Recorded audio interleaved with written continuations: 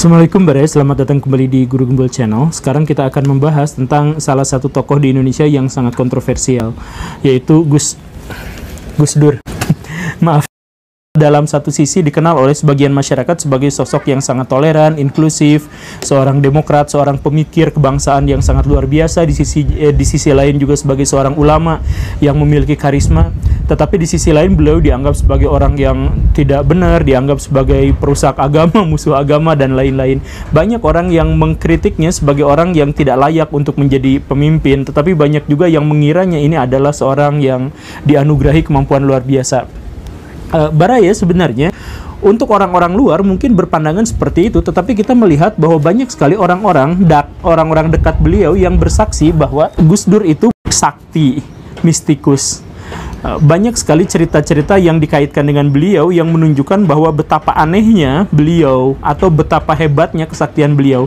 Misalkan tahun 2000 Gus Dur melayat ke India setelah dia keliling Eropa. Ketika sampai ke bandara New Delhi, pilot tidak bisa mendaratkan pesawatnya karena bandara itu diselimuti oleh awan yang sangat pekat, yang hitam. Protokol pada waktu itu menyatakan kalau ada ancaman jatuh pesawat atau apa, maka harus dialihkan. Tetapi kalau dialihkan pendaratannya itu berarti memakan waktu yang lebih lama, dan akhirnya ini juga akan mengganggu schedule kepresidenan. Akhirnya si pilot nanya sama Gus Dur ini mau maksain mendarat di sini atau pindah ke tempat lain? Tapi baru aja bertanya ngelihat Gus Dur ternyata lagi komat kamit, mungkin lagi berdoa gitu ya. Aduh, si kapten bingung nungguin aja. Tapi ketika di tengah kebingungan itu tiba-tiba awan di depannya yang tadi pekat itu terbuka. Jadi ada celah, ada lubang yang mengizinkan pesawatnya itu untuk mendarat, dan mendaratlah aman di sana. Uniknya adalah beres pesawatnya turun, itu awannya nutup lagi.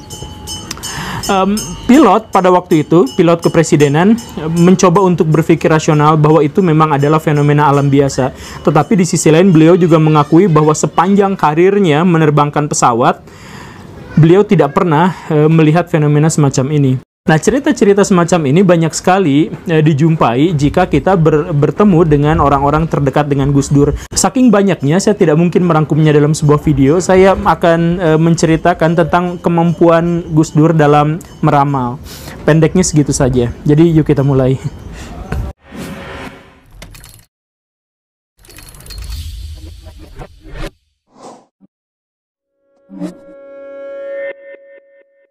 Tahun 1999 ketika Gus Dur diangkat menjadi presiden, salah satu pejabat yang dia tunjuk menjadi menteri itu adalah Sarwono Kusumaatmadja.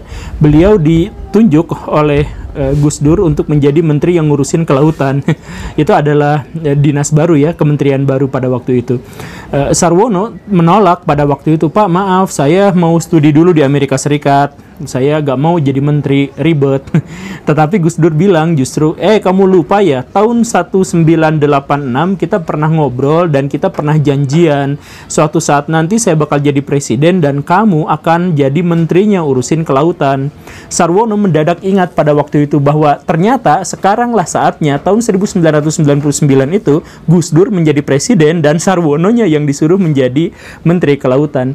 Apakah ini kebetulan atau tidak? Nyatanya Gus Dur sering sekali melontarkan kalimat-kalimat yang seakan-akan dianggap candaan oleh orang lain, tetapi itu ternyata terbukti benar.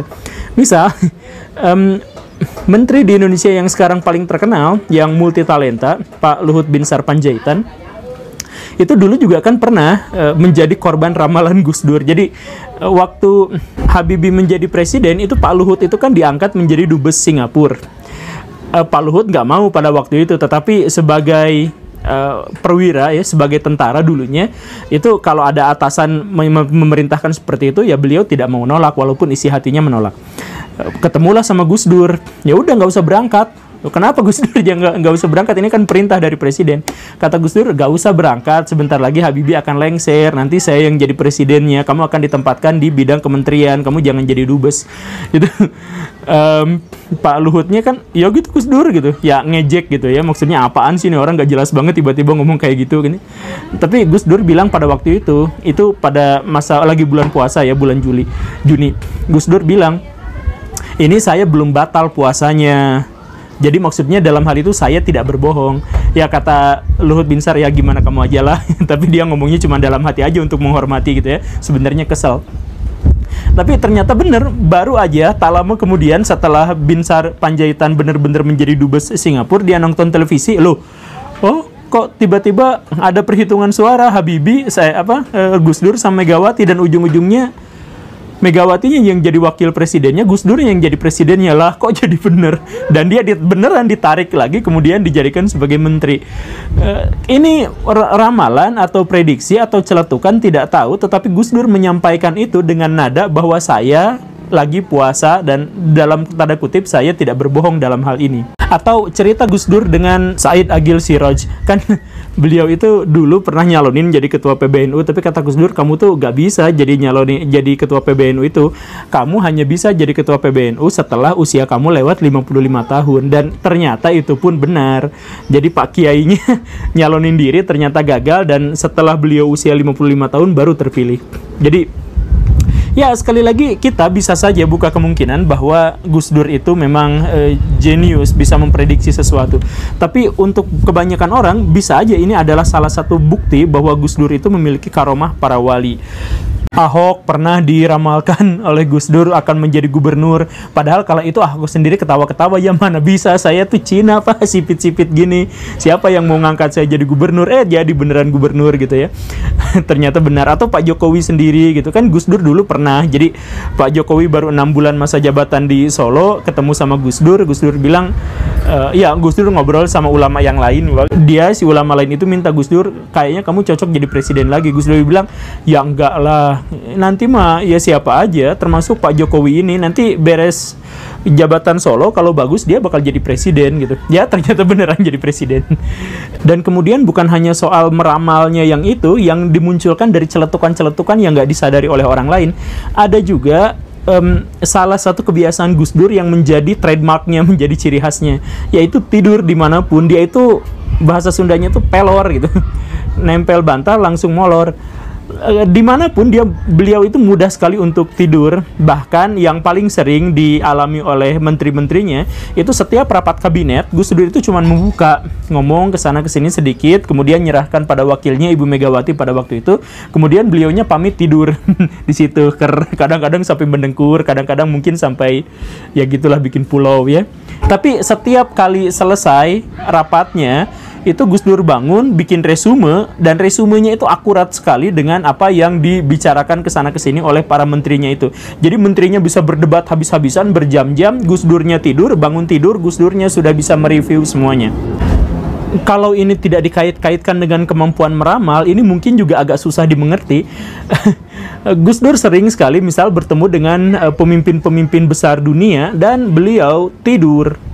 Pernah bertemu dengan Perdana Menteri India, Gus Durnya ngobrol, lawak, dan lain-lain. Oke, didengarkan sama orang lain. Giliran orang lain, bahkan Perdana Menteri India yang ngomong, Gus Durnya yang tidur. Ya ini menteri Indonesia itu kan pasti, ya ampun, ini malu-maluin banget, gue punya presiden, amit-amit gitu ya, mungkin mikirnya gitu. Dan setelah dibangunkan, beliau nyambung aja ngomong ke sana ke sini, seperti seakan-akan beliau tidak tidur. Bahkan apa yang beliau sampaikan itu lebih akurat daripada orang-orang yang menyimak. Tokoh Syiah Indonesia, Pak Jalaluddin Rahmat, itu dulunya adalah haternya Gus Dur, pembenci banget sama Gus Dur, itu nggak seneng ini orang kayak gini banget gitu. Tapi sempat suatu kali ada satu momen yang membuat dia tiba-tiba menjadi pengidola Gus Dur, menjadi fansnya Gus Dur, yaitu ketika dipanggil oleh Perdana Menteri Iran atau Presiden Iran pada waktu itu. Dan Gus Dur bersama Jalaluddin Rahmat datang ke sana. Sepanjang pertemuan-pertemuan dengan pejabat, dengan pemikir apa itu, Gus Dur selalu saja tidur, dan ini benar-benar membuat Pak Jalal makin kesal saja. Sampai akhirnya pas harus bertemu dengan pemimpin Iran pada waktu itu. Jadi Pak Jalal itu mohon maaf Pak, yang sebelum-sebelumnya tidur gak apa-apalah, bisa dimaafkan, tapi ini berhadapan dengan pemimpin tertinggi revolusi Iran, please jangan sampai tidur lagi ya, kata Gus Dur. Iya. Dan kenyataannya ketika Irannya lagi pidato, Gus Durnya tidur lagi, mendengkur lagi. Aduh, itu nepok jidat pasti ya, nepok jidat. Tapi giliran giliran itu selesai, Gus Dur maju ke depan, kemudian menyampaikan orasi ilmiahnya. Ada sangkut pautnya, dihubung-hubungkan dengan apa yang dibicarakan, seakan-akan Gus Dur sama sekali tidak tidur kala itu. Gus Dur pernah berkata pada Pak Effendi Ghazali yang kita kenal sekarang sebagai ahli media. Gus Dur pada waktu itu bilang bahwa saya bisa saja tidur tanpa kehilangan esensi dari pembicaraan, karena biasanya orang-orang yang itu tuh kalau ngomong muter ke sana ke sini, ujungnya situ-situ juga, kata Gus Dur. Jadi ya saya tinggal tidur aja, karena pas saya bangun tidur saya mengingat kata-kata terakhir waktu sebelum saya tidur, itu saja saya jadikan modal gitu. Kata Gus Dur seperti itu. Tapi banyak juga orang yang tidak percaya dengan kata-kata Gus Dur. Jangan-jangan itu hanya untuk menutupi karomahnya beliau, kata karomahnya Gus Dur gitu ya. Mungkin saja. Tapi kalau mikirnya gitu sih emang kayaknya gitu. Jadi Gus Dur itu sebenarnya mikirnya tidak rumit, simpel sekali. Misal sekarang ya ada debat Islam Kristen, siapa sesungguhnya yang disembelih, apakah Ishak atau Ismail gitu. Perdebatan itu bisa memunculkan chaos, bisa memunculkan keributan, saling ancam, saling mendustakan agama, bla bla bla dan sebagainya gitu ya. Ini Gus Dur pada waktu itu juga pernah ditanya, Gus Dur sebenarnya siapa yang disembelih, Ishak atau Ismail? Gus Dur hanya menjawab dengan sangat simpel, yaitu bahwa dua-duanya tidak disembelih. Gitu aja kok repot gitu. Ya emang bener dua-duanya nggak disembelih, nggak jadi disembelih, lalu apa masalahnya? Nah inilah masalahnya, bagi Gus Dur itu bukan sesuatu yang harus dipermasalahkan, kan dua-duanya nggak jadi disembelih, selesai. Tapi kan buat para pembenci, buat orang-orang yang berusaha untuk berapologi atas agamanya gitu ya, mencari pembelaan dan sebagainya, masalah ini menjadi masalah yang sangat krusial dan bisa membuktikan kebohongan dari agama yang lain. Atau Gus Dur juga pernah ngomong bahwa rahasia dia bisa membaca omongan orang lain padahal beliau tidur itu adalah karena apapun yang dibaca sama orang itu, beliaunya sudah baca, Gus Durnya sudah membaca. Jadi ya tahulah arah pemikirannya kemana orang yang dia baca, saya juga baca gitu. Cuman kala itu dia mengomentari obrolan Yakob Utama yang wartawan senior itu. Jadi kalau Gus Dur dianggap membaca apa yang dibaca sama Yakob Utama juga, itu menunjukkan sesuatu yang sangat luar biasa, karena bukan hanya membaca hal yang sama, tetapi juga mampu memprediksi apa yang dikatakan Pak Yakob Utama ketika sumber-sumber bacaannya adalah seperti itu gitu. Jadi kalau ini ya, kalaupun Gus Dur itu tidak dikatakan sebagai orang yang memiliki karomah, kalaupun kita mengingkari semua hal-hal mistik dan hal-hal magis tentang Gus Dur, maka konsekuensi satu-satunya adalah bahwa kita harus mengakui bahwa Gus Dur itu jenius. Dan saya lebih memilih pendapat ini, sebab kalau pendapat karomah gitu ya, itu kan gaib. Saya memilih memang sepertinya Gus Dur itu jenius, dan saya bisa melihat itu dari kemampuan beliau dalam membangun candaan-candaan yang bukan hanya kocak, tetapi intinya dalam sekali. Misal gini ya Baraya, Gus Dur pernah ngobrol dengan Shimon Peres, pemimpin Israel yang luar biasa dibenci di Indonesia. Ngobrol, dan Gus Dur bilang, Israel itu negara yang kaya, tapi bisa aja menjadi lebih kaya kalau Israel berani mengimpor BH dari Prancis dalam jumlah yang sangat banyak. Ini presiden Israelnya kan bingung, apa hubungannya kekayaan negara dengan BH. Tapi Gus Dur bilang, langsung nyeletuk, ini kalau Israel berani mengimpor dari Prancis, maka Israel mendapatkan keuntungan double. Beli satu, dapat dua. Lah terus apa hubungannya gitu? Kata Gus Dur, itu BH itu potong jadi dua. Nah, udah kan, kalau udah dipotong jadi dua, kan jadi nggak berfungsi lagi sebagai BH, tapi berfungsi sebagai kifah. Kopiahnya orang Yahudi yang segini itu. Dan itu ngakak luar biasa itu Shimon Peresnya, ketawa habis-habisan. Mungkin Baraya tidak paham, ini sebenarnya adalah sindiran keras, sarkas, atau satire yang luar biasa yang disampaikan Gus Dur. Jadi ini sebenarnya adalah sindiran keras terhadap tradisi dan agama orang-orang Israel. Jadi menyamakan sesuatu yang dianggap puncak di kepalanya, kopiahnya orang-orang Yahudi itu sama seperti BH-nya perempuan. Jadi, atau beliau juga pernah ngomong bahwa presiden-presiden Indonesia itu semuanya terlibat KKN. KKN yang dimaksud itu dulu artinya adalah korupsi, kolusi, dan nepotisme.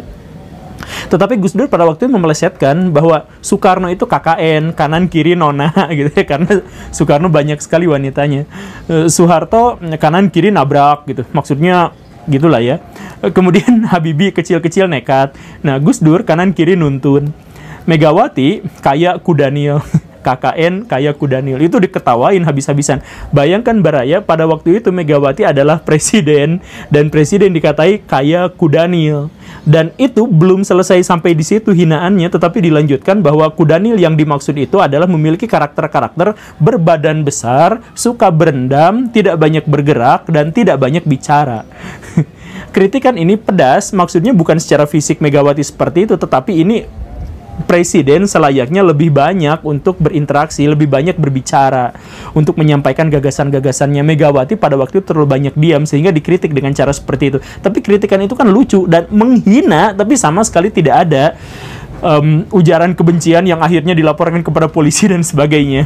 Sejujurnya Baraya, masa-masa seperti itu adalah masa-masa yang sangat saya rindukan, bahwa orang-orang di zaman dulu itu tidak terlalu terikat pada sentimen-sentimen yang diakibatkan oleh media sosial, tidak banyak saling menghujat dan tidak banyak saling mengejek. Toh kalaupun ada hujatan dan ejekan, tidak berimplikasi pada bui, tidak berimplikasi pada intimidasi dan lain sebagainya. Semua berjalan lancar, normal-normal aja. Ya tentu saja masih banyak cerita-cerita yang harus dikritik di masa lalu, tetapi setidaknya di masa lalu itu, ketika kita sedang musuhan, ketika kita sedang stres menghadapi orang lain gitu, khususnya kalangan agamawan, kalangan pemimpin itu bisa meredakan, bisa menyejukkan hati masyarakatnya. Bisa seperti itu. Kalau sekarang kan tidak bisa. Agamawan, kita tidak bisa cerita curhat sama agamawan, karena sebelum cerita kita sudah dihakimi, kamu berdosa, kamu ini apa dan sebagainya. Kan sekarang itu seperti itu. Akhirnya orang Indonesia zaman sekarang menjadikan bokep sebagai alat pemersatu, bukan agamawan, bukan pemerintah dan sebagainya. Banyak orang yang menganggap ini sebagai lelucon biasa, tapi sesungguhnya ini adalah wujud dari kehancuran moral dan kehancuran mental bangsa Indonesia.